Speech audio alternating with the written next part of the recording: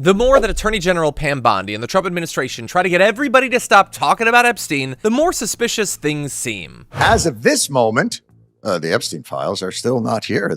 They were here. They were on a desk, and then they weren't on the desk, and then they said that they don't have the files. Apparently, a gentleman named Jeffrey Epstein, who was sex trafficking hundreds of people. There were hundreds of victims of this, but apparently acted alone. There are no files. And then maybe tomorrow they will have the files. And it turns out all the files were written on with lemon juice on paper. Oh, they just had to hold them up under the light. But to watch Pam Bondi have to go from, and it's the same that happened with Bongino and Patel, to go from conspiracy theorist to reasoned expert is just chef's kiss. Oh, there's a minute missing from the prison videos. They had security camera footage from the prison, but there's a minute missing from 11:59 to midnight. And that minute, man, you can fit, how many conspiracies can you fit on the head of a minute? Like, you can fit them all. And watching Pam Bondi have to go, I get it. Minute is missing, but it turns out there's a very simple explanation, and it's somewhat innocuous. So it's not the sinister motives that everybody thought it was. So I'm sure that will take all the air out of this conspiracy, because I've just explained to you there's a very reasonable explanation. First of all, it should have come out a long time ago. Professor Dershowitz wanted it out. And by the way, he is one of the best attorneys in this country. I know him. I know his wife. That's a great family, and they've been dragged through hell on this. I want to know why AG Garland and the Justice Department are so quiet on this tonight. They're out there labeling parents domestic terrorists, yet they're saying nothing about this. And these documents were so slow to come out. Human trafficking is a multi-billion-dollar business in this country, and Jeffrey Epstein is dead, and Ghislaine Maxwell is in prison for 20 years where she belongs.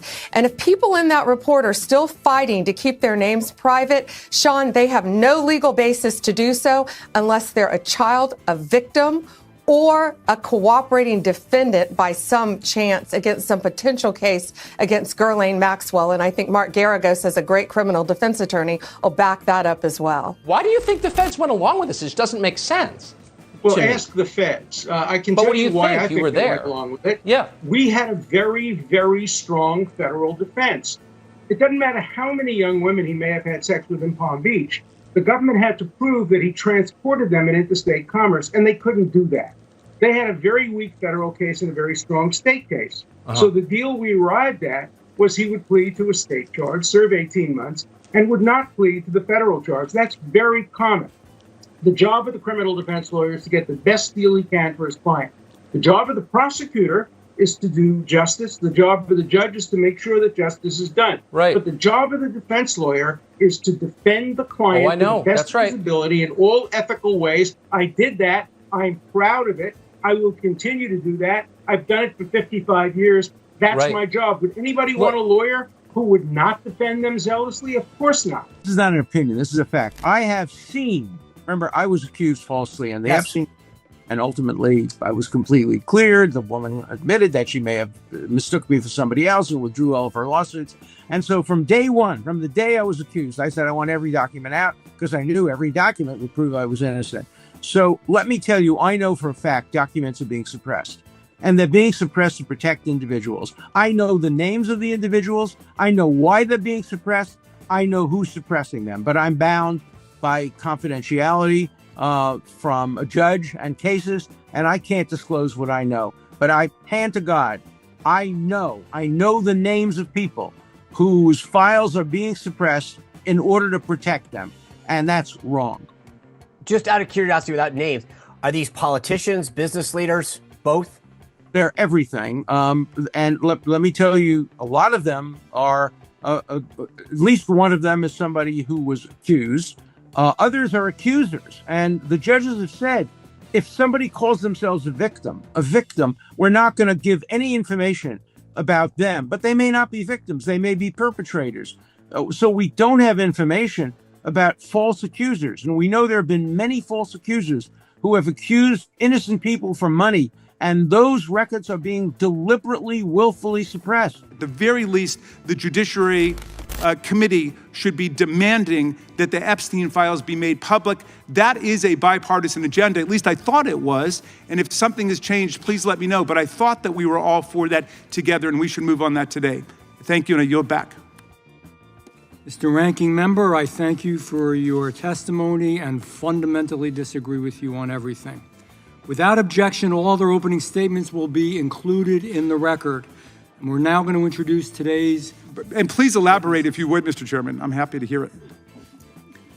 I don't want to hold up the whole hearing, so it would take a considerable amount of time. But on the question of child sex abuse, look, you could say that we've got an epidemic of this across society. We've got it in schools. We've got it in universities. We saw it at Ohio State. We saw it at Michigan State. We saw it in the Boy Scouts. It's affected a lot of different religious organizations and churches. And so by covering it up, they are just reproducing and spreading the conspiracy theory and the anxiety about why this is happening. But you don't have to blame some shadowy deep state.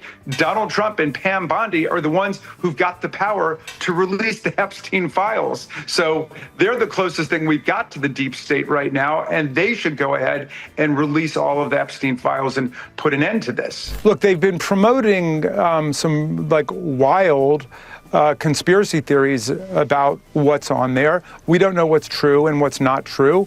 And if there's nothing to implicate Donald Trump, then release the files. What's the problem with releasing them? That's what they've been demanding. By constantly teasing the release of the Epstein files in the run-up to the presidential election, Trump set an expectation that there would be action. And look, we know that all along the way, he's been super cagey when discussing Epstein and Maxwell specifically. It was really suspicious, but his base was constantly fed the line, we must release the files, so they didn't focus on him and his potential guilt. But now, as the cover-up gets weirder and more aggressive and more just strange, his role becomes more central. And on the topic of distractions, the Republican Party has accused a lot of people, mainly trans people, of being groomers. But now, in their need to protect the actual groomers, who you're not allowed to know the identity of, the house of cards is falling apart.